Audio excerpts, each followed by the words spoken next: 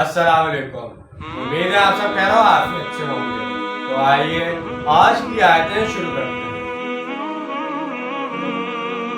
بسم اللہ الرحمن الرحیم قل هلم شهداءكم الذين يشهدون أن الله حرم هذا فإن شهدوا فلا تشهدوا معهم ولا تتبعوا أهواء الذين كذبوا بآياتنا والذين لا يؤمنون بالآخرة وهم بربهم يعدلون۔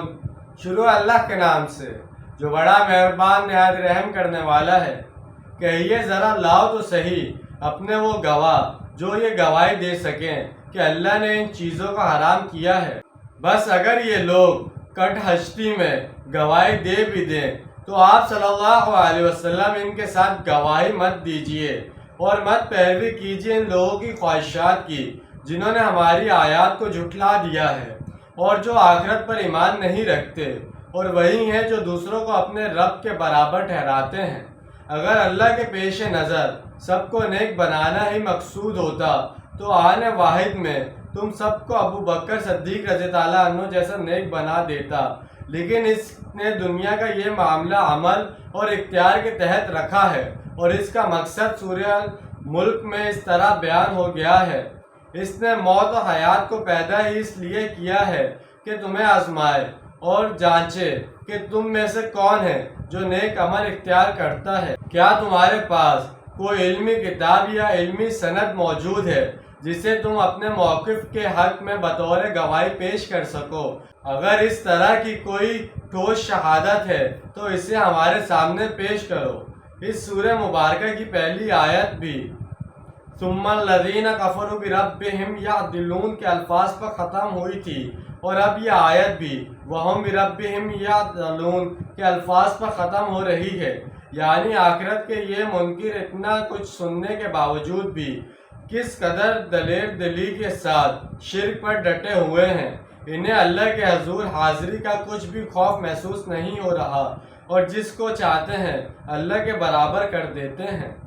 قل تعالوا واتلوا ما حرم ربكم عليكم ولا تشركوا به شيئا وبالوالدين إحسانا ولا تقتلوا أولادكم من إملاق نحن نرزقكم وإياكم ولا تقربوا الفواحش ما ظهر منها وما بطن ولا تقتلوا نفس التي حرم الله إلا بالحق ذالکم وصاکم بہ لعلکم تعقلون۔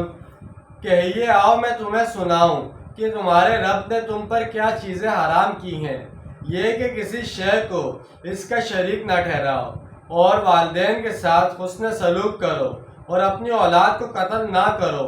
تنگ دستی کے خوف سے ہم تمہیں بھی رزق دیتے ہیں اور انہیں بھی، اور بے حیائی کے کاموں کے قریب بھی مت جاؤ، خواہ وہ ظاہر ہوں یا خفیہ، اور مت قتل کرو اس جان کو جسے اللہ نے محترم ٹھہرایا ہے مگر حق کے ساتھ۔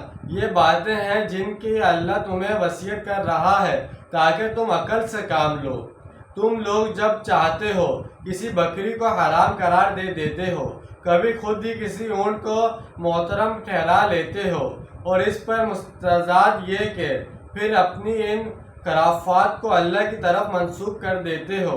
آؤ میں تمہیں واضح طور پر بتاؤں کہ اللہ نے اصل میں کن چیزوں کو محترم ٹھہرایا ہے، ممنوع اور حرام چیزوں کے بارے میں اللہ کے کیا احکام ہیں، اور اس سلسلے میں اس نے کیا کیا حدود اور وقوت مقرر کی ہیں۔ یہ مضمون تفصیل کے ساتھ سورہ بنی اسرائیل میں آیا ہے۔ وہاں ان احکام کی تفصیل میں پورے 2 رکوع تیسرا اور چوتھا نازل ہوئے ہیں۔ ایک طرح سے انہی احکام کا خلاصہ یہاں ان آیات میں بیان ہوا ہے۔ شریعت کے بنیادی احکام دراصل ضرورت اور حکمت الہ کی مطابق قرآن حکیم میں مختلف جگہ پر مختلف اندازوں میں وارد ہوئے ہیں۔ سورہ بقرہ 10ویں رکوع میں جہاں بنی اسرائیل سے میثاق لینے کا ذکر آیا ہے، وہاں دین کے اساسی نکات بھی بیان ہوئے ہیں۔ پھر اس کے بعد شرعی احکام کی کچھ تفصیل ہمیں سورہ نساء میں ملتی ہے۔ اس کے بعد یہاں اس صورت میں پھر انہی احکام کی تفصیل سورہ بنی اسرائیل میں ہے۔ یعنی سب سے پہلے تو اللہ تعالیٰ نے اپنے ساتھ شرک کو حرام ٹھہرایا ہے، اور دوسرے نمبر پر والدین کے حقوق میں کوتاہی حرام قرار دی ہے۔ قرآن حکیم میں یہ تیسرا مقام ہے جہاں حقوق اللہ کے فوراً بعد حقوق الوالدین کا تذکرہ آیا ہے۔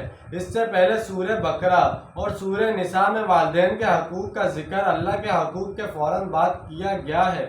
بنیادی طور پر اللہ تعالیٰ نے ہر انسانی جان کو محترم ٹھہرایا ہے، لہذا کسی اصول، حق اور قانون کے تحت ہی انسان جان کا قتل ہو سکتا ہے۔